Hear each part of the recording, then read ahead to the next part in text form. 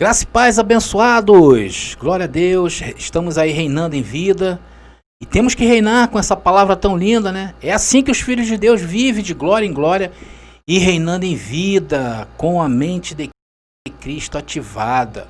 Então, queridos, o convite sempre será para você se inscrever em nosso canal, já que você tem se identificado com as nossas mensagens, por favor aí. E mesmo que você tenha um pensamento contrário, né, ao nosso, e usa os nossos temas como fonte de estudos para você, então já vai deixando aí o seu like e que já vem mensagem polêmica aí. Polêmica para quem não está em graça, né, abençoados? Porque para nós isso está mais claro que o dia. Como diria o outro, se clarear mais um pouco, o galo não canta. Então para nós em graça não há polêmica, né, abençoado?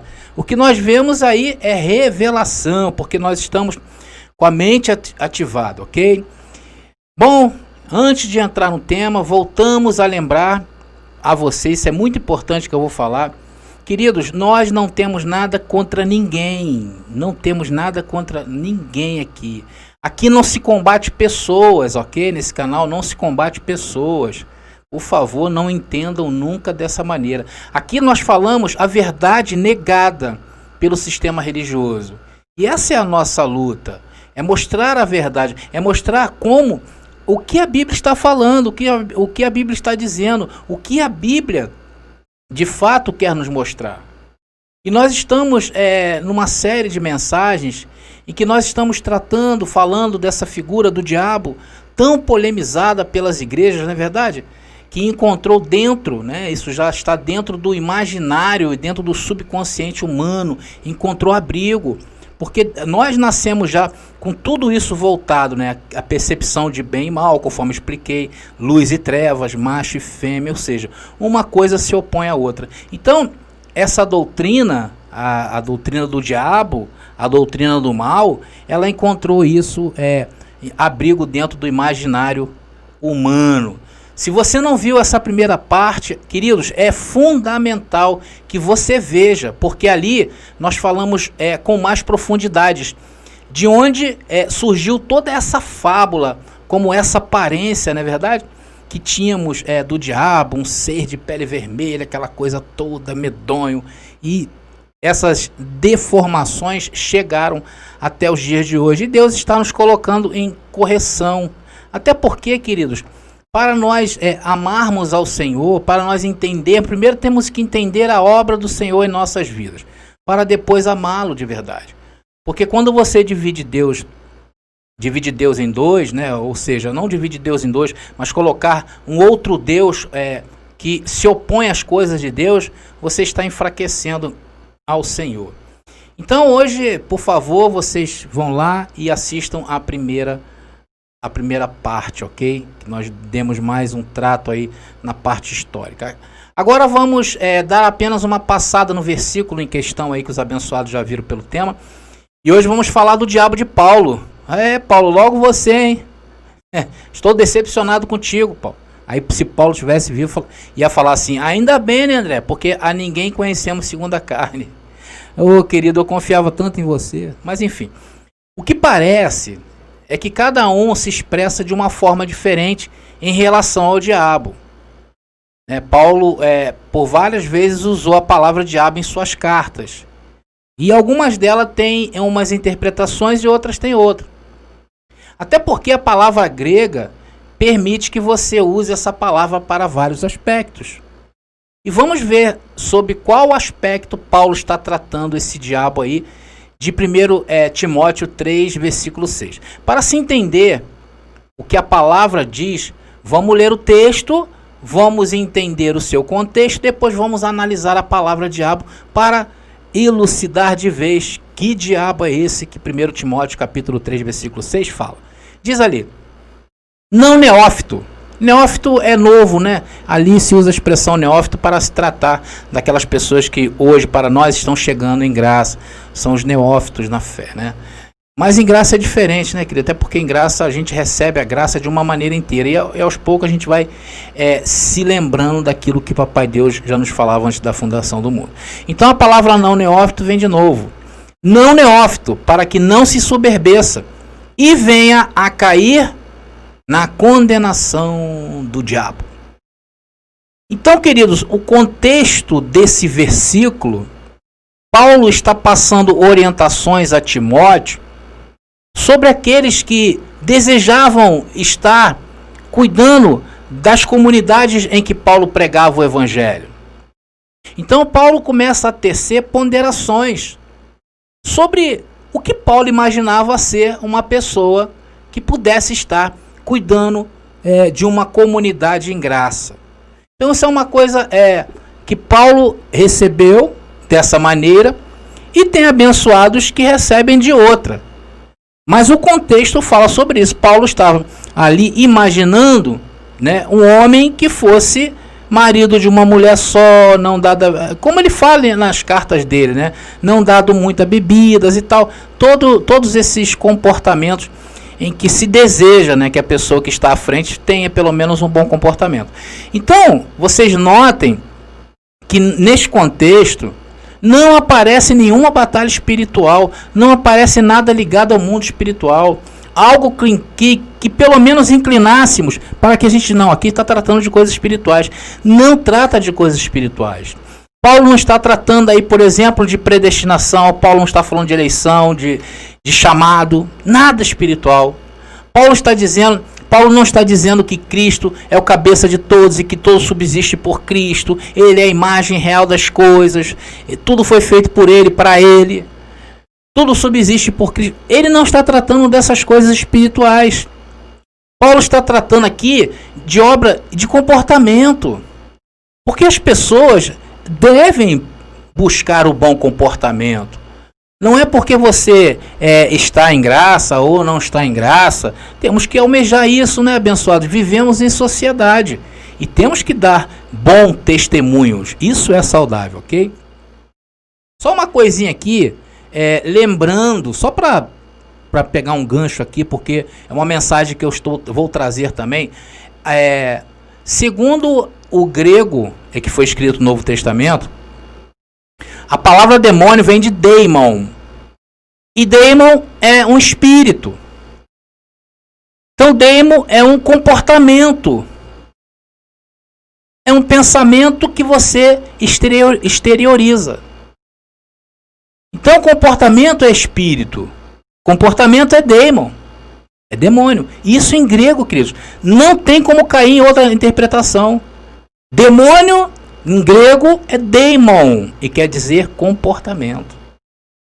Isso eu vou deixar para uma outra hora, ok? Mas em nenhum momento aqui, nesses versículos, que se você pegar o contexto aí de 1 Timóteo capítulo 3, você vai encontrar aí nada parecido com o diabo do sistema religioso, né? Um ser vermelho, como eu falei, né? Parecido com um homem, tem cauda, usa tridente, não é verdade? Ali também você não vai encontrar nada de anjos, nem vasos de barro com tesouro por dentro, como Paulo fala em Romanos. Paulo não está tratando de coisas espirituais. E Paulo usa palavras bem comuns, como ele usou aí soberba, e se você pegar outras versões, esse mesmo texto, né, esse mesmo versículo, fala sobre vaidade. Ou seja, coisas ligadas à carne. A carne que é o diabo, é o opositor. Abençoados, vamos trazer de novo o refrescar da memória. O que quer dizer essa palavra diabo? Ela vem do grego diabolos. Onde você lê diabo é diabolos. E é traduzida por adversário, inimigo, que se opõe, uma ideia contrária. Ou seja, tudo que se relaciona à carne. A ira, cólera. Sabia disso? Está lá Gálatas capítulo 5. É só você ler lá as obras da carne. E soberba e vaidade está ligada à carne humana. Depois, por favor, leiam o contexto de Gálatas capítulo 5, quando trata das obras do diabo. Vai lá ver o que Paulo diz sobre as obras da carne. Até feitiçaria, querido.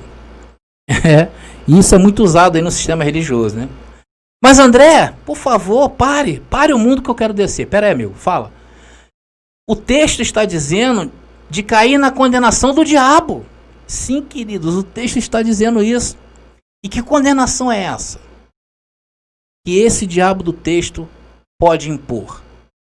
Será que é a condenação espiritual? Isso não existe, meu amigo. Amigo, ninguém vem neste mundo para ser salvo ou não ser salvo em espírito. O que há é salvação da mente, queridos. Você sabe o que é você viver uma vida afastada de Deus aqui? Tem muitos filhos de Deus que não serão salvos na mente. Viverão uma vida aí de comer migalhas dentro do sistema religioso. Então ali está claro, a condenação do diabo, da carne, é a condenação da mente. Porque está se tratando de obras da carne. Você sabe por que o sistema religioso, quem frequenta lá, as pessoas que ouvem os sermões, que ouvem os seus ensinos lá, não consegue ser salvo desse diabo da carne? Por isso que eles falam em condenação. Eles não estão errados quando falam em condenação, não. Só que eles não sabem nem distinguir que tipo de salvação é. Olha, queridos, existem 3 tipos de salvação. Você sabia disso?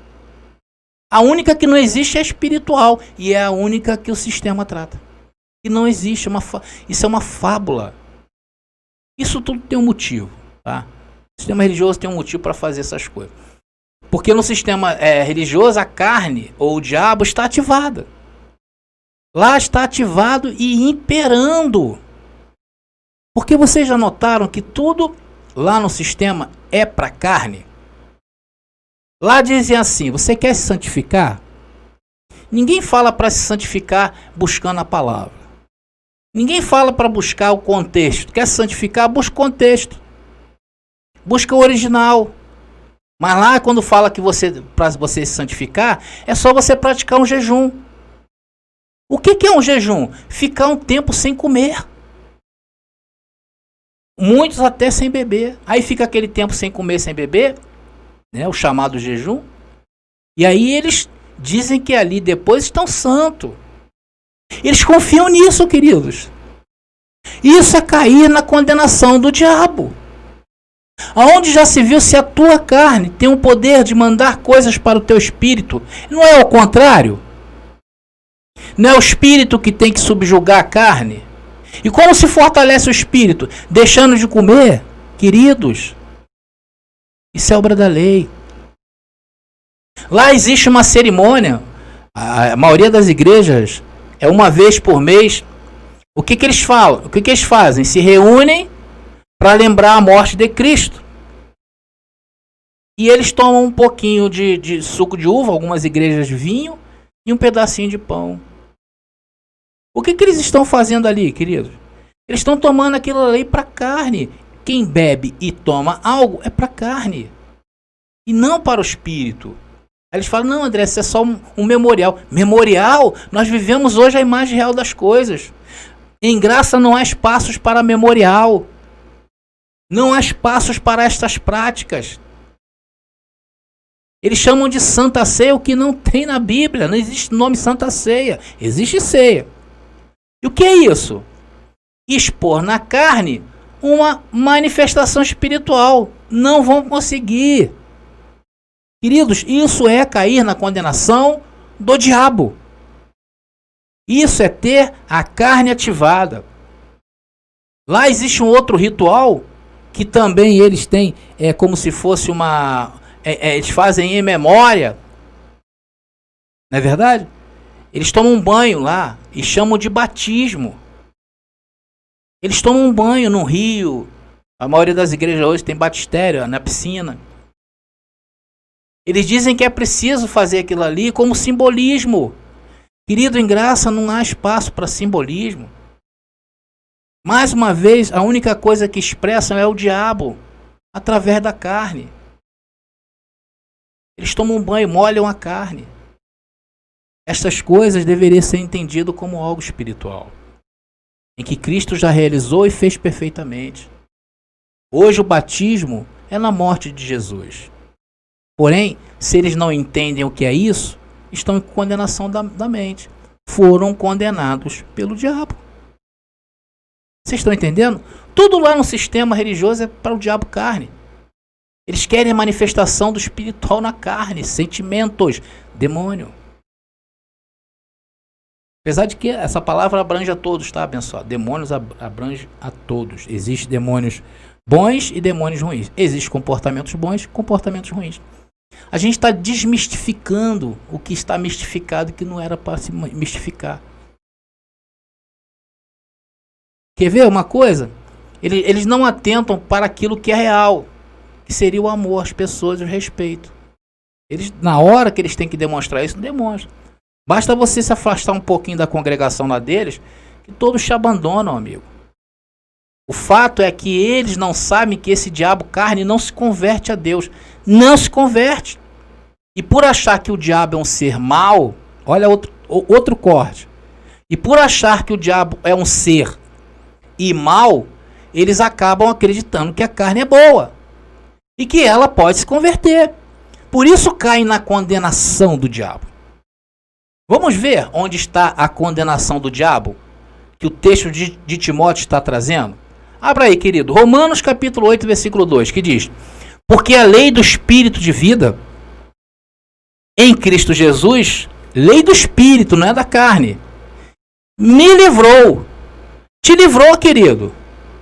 Aqui não adianta jejum, não adianta ceia, não adianta batismo, subidas ao monte, não adianta.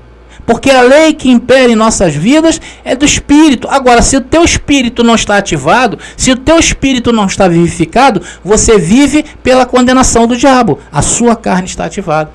E o texto está claro aqui, olha, me livrou da lei, do pecado e da morte. Não vai me livrar, me livrou, está no passado.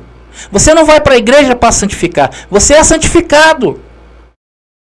Veja que corte esse versículo está dando para nós. Paulo afirma que o Espírito de vida em Cristo ressuscitado nos livrou da lei do pecado e da morte. A lei é no Espírito, não na carne. Porque a oposição está contida aí na carne. E a fez inimiga de Deus. O diabo de Deus é a tua carne. Esse não herda reino dos céus. Esse não entra. E se você não souber mortificar-des pela palavra da graça, não será salvo na mente. Versículo 3. Porquanto o que era impossível à lei, olha aí, vocês aplicam obras da lei, visto como estava enferma pela carne. Olha aí, está enfermo, querido. Isso está morto. Se tu não crê nisso, Deus enviando seu filho em semelhança de carne do pecado, pelo pecado, condenou o pecado na carne. Por isso que toda expressão através do diabo carne não é aceita. Porque a carne está enferma. Se tentares convertê-la, não vai conseguir. Você vai entrar em condenação. Ela não foi criada para se converter. Não foi. Por isso que Jesus a condenou na própria carne. As coisas da carne, do diabo, está resumido ao diabo. Não tem como você, através da carne do diabo, se santificar, fazer obras. É por isso que foi o fim da lei, foi Cristo. Isso é claro. Então Jesus veio em carne e o que ele fez? Destruiu o diabo carne, matou o diabo carne, condenou o diabo carne. Hebreus 2,14. Visto como os filhos participam de carne e sangue, ele, Jesus, também participou das mesmas coisas, para que através da sua vinda, do seu sacrifício, destruísse aquele que tinha o império da morte, a saber, o diabo, carne. É outro que eu também vou tratar aí. Olha aí a condenação do diabo. O que ele fez? Jesus condenou na sua própria carne. Quem não sabe disso não está salvo, está condenado. Quem não sabe disso vive a se justificar com Deus na carne. Então hoje ele tropeça assim mesmo que age o pessoal do sistema religioso, né? Porque eu já fui assim, tá? E eu não estou falando mal não, estou falando uma realidade. Hoje ele tropeçou na pedra e xingou um palavrão por causa da dor, né, abençoado? A dor na carne. Então ele xingou um palavrão, por causa disso ele se acha condenado. Porque acha que Deus o está julgando e o condenando porque ele soltou um palavrão. Isso é condenação. Então amanhã, quando tropeça na mesma pedra, e aí consegue não xingar, aí diz graças a Deus. Então ele se sente um santo, se sente que cumpriu ali. Porque a carne dele não se manifestou. Mas qualquer um que vive ou pelo tropeço de xingar palavrão, ou pelo tropeço de não xingar palavrão, está condenado na carne. Caiu na condenação do diabo. Porque, queridos, o negócio não é o que você vai falar depois da topada na pedra. Porque dependendo da intensidade que você bater na pedra aí, pode ser que nem tenha tempo de falar nada. Pode morrer. Tem gente que morre tropeçando pedra. Cai, baixa com a cabeça, já era. Mas se ainda tropeçares na pedra, esse é o corte. Mas se ainda tropeçares na pedra e falar o que for falar, o problema é não deixar subir estas coisas aonde? Na tua mente. Porque tudo que é carnal, que acontece com você, seja bom ou seja mal, você deixar subir a tua mente, te causará contaminação. E contaminação é condenação. Deixar que aquilo que você está vendo te contamine, você está pondo em risco a tua salvação da mente. Porque não é por obras. Nem obras boas, nem obras maus. Porque a carne vai apresentar os dois. Vocês estão entendendo? Por isso que temos que blindar nossa mente com o evangelho da graça. Com isto agora que você está, com isso que você está fazendo agora, ouvindo essa mensagem. Porque senão está arriscado a cair na condenação do diabo. E neste caso, não é esse ser, não é o popstar das religiões, que eles te amarraram a ele, tá? Então, queridos, o diabo de Paulo em Timóteo é a carne, ok, queridos? Então ficamos por aqui. Hoje nós aprendemos um pouco mais da graça do Senhor, da revelação, e vimos o diabo de 1 Timóteo, capítulo 3, versículo 6, ok? Graça e paz aí, e até a outra parte. Glória a Deus.